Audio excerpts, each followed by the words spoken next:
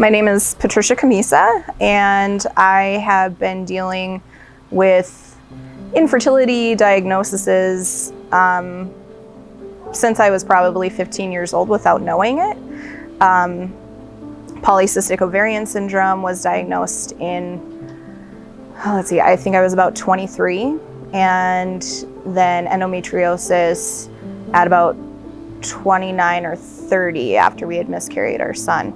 And so the struggle was just being in pain all the time, and that it was a part-time job trying to advocate for yourself and trying to find a doctor who actually believed that you were in pain.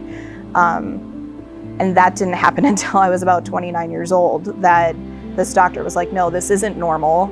Maybe we should do something to see what's going on. So that was a relief in itself, and a little less frustrating that you finally had somebody in your corner who was knowing what they were talking about. So many emotions. It's anger and fear and regret, and did I do something wrong in my youth? Am I taking the wrong medication? Am I eating the wrong things? Am I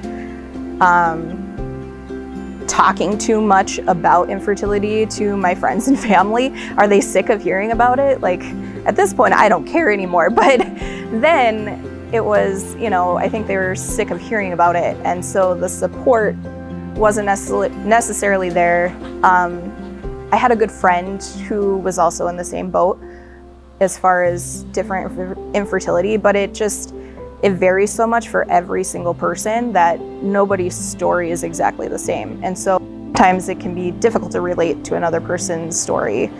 And then as a couple, it's really discouraging too, when one thing worked and you got pregnant and then all of a sudden it doesn't work anymore. And then it's just this anger, like what with your own body? Like, you should be liking your own body. It should be normally functioning. And then when it doesn't, you're just angry. I started counseling in town with Dr. Patty Teagle, and she was absolutely instrumental with individual counseling. And then she also was a facilitator, or is still the facilitator for the infertility support group in Bismarck and Mandan. And so that was incredibly beneficial because it was finally a space where it was comfortable to talk about all of these things that I couldn't talk about with my friends and family anymore.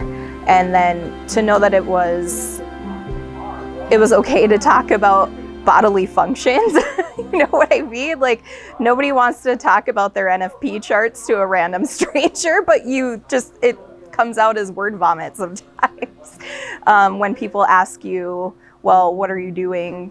And what can you tell me about this? And I'm like, well, what exactly do you want to know? Like, how deep are we getting? And it was nice to have that group to fall back on, to be able to have that, that safe place to share like-minded ideas and struggles.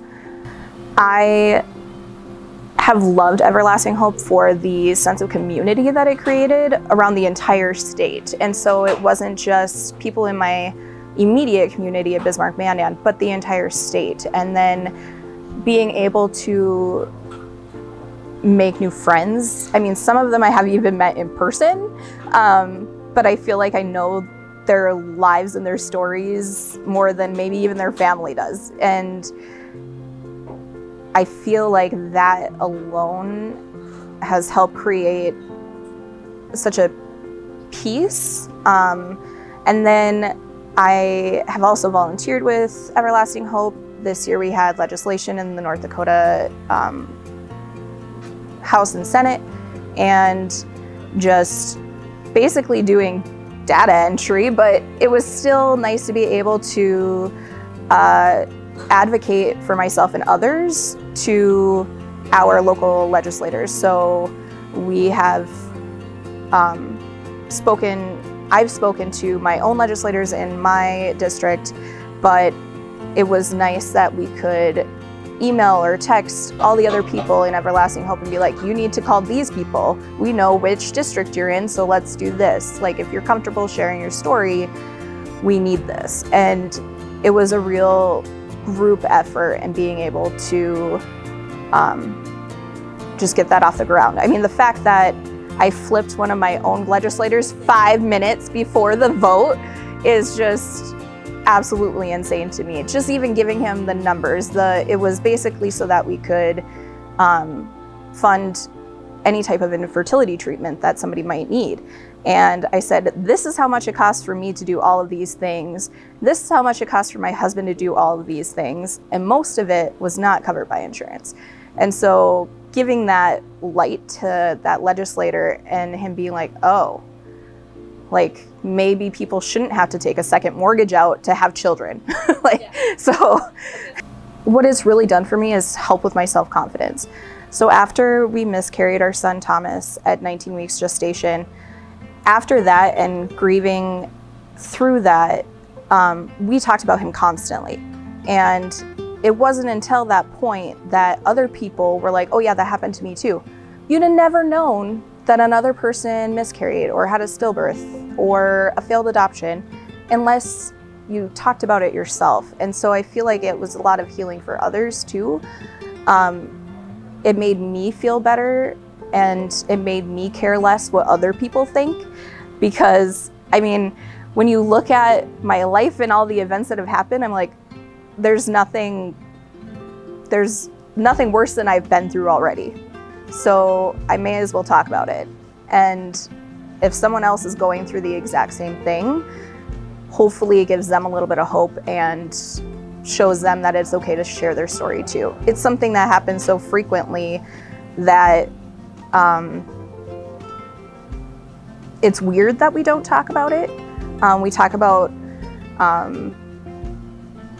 when someone has cancer or when someone has another chronic illness, but we don't talk about infertility because it's taboo, because sexual intercourse is involved.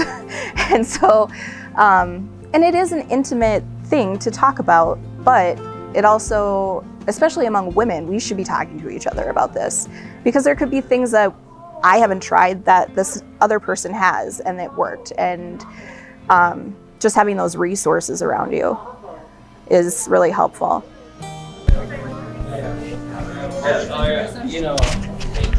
Introduce Joey. This is my son, Joey.